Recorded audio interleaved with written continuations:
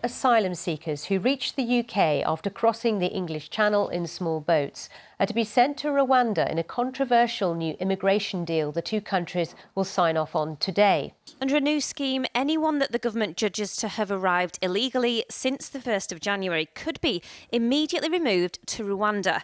If they qualify, they will be able to settle in Rwanda. They won't be able to return to the UK. Flying in the ministerial jet for a day trip to Rwanda is evidence that Priti Patel thinks the policy will prove popular with voters. Our compassion may be infinite, but our capacity to help people is not.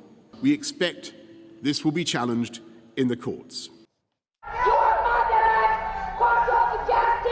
Hope of an 11th hour reprieve dashed. Tomorrow, 7 asylum seekers who hope for a better life in the UK will instead be sent to Rwanda. Appeal court judges ruling that a flight taking them to Kigali can now set off. This appeal is dismissed. Say it loud, say it clear. Refugees are welcome here.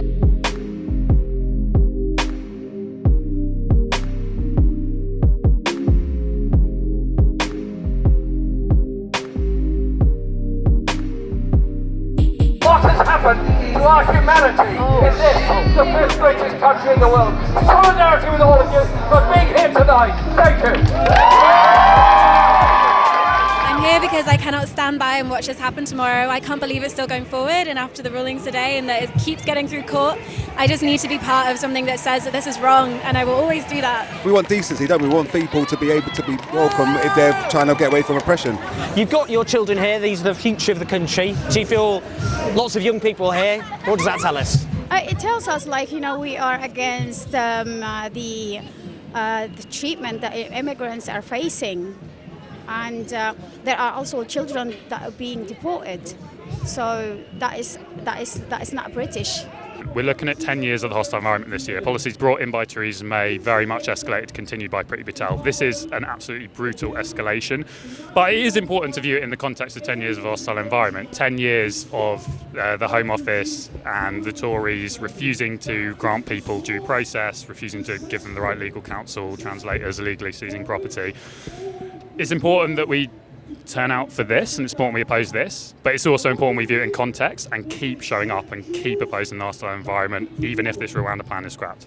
It's at a time where there is economic crises, there's a social crisis in this country as well, and what this government's chosen to do is a cynical tactic, like what they're doing with the trans community, where they are trying to divide the working class to find these issues, to stoke up tensions, so we're distracted from their failings. Here they're trying to pit migrants against working class communities, and we just need to see through that bullshit and stand up together and fight them at every single point. We saw with the Ukrainian response that we could have a humane migration policy. We could centre people's safety and security as the priority, and we can provide safe and legal routes. We don't have any other safe and legal routes for people who are fleeing from Syria, from Iraq and other places, and that's what we need to be pushing for. I came here to this country as a refugee a few years ago, 5 years ago.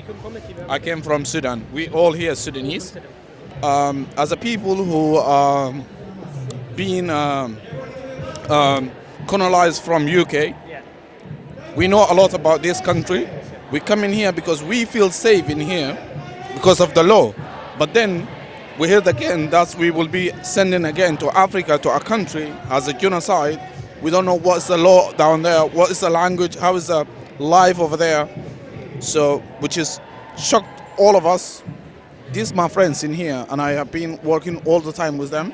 So since I came here, I'm studying, paying tax, working, support my family, doing good in this country. I've never been arrested. I've never been catched by police. I never broke a law in here. I left Sudan not because I'm gonna be killed.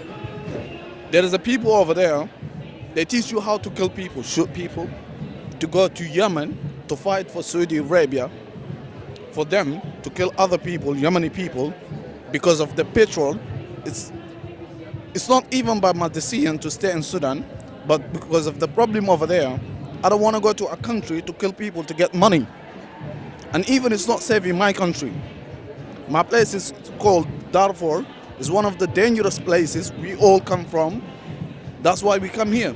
We came here not to killing people, stopping killing people, and for own safety. Priti Patel's not bothered about the human rights of asylum seekers, of refugees, of migrants, of anyone. And I think this is one of the sickest policies I've ever seen in politics in this country, which is saying something. I don't think this is accidental. I don't think this is incompetent. I think this is absolutely cold-hearted, cynical, prejudice, divide and rule politics. There's a cost of living emergency, and so rather than deliver for people on that, instead they're trying to divide ordinary people in this country and turn us on each other. And that's why we need mass movements like this against that. We need mass movements against the deportations, mass movements against racism, prejudice and scapegoating.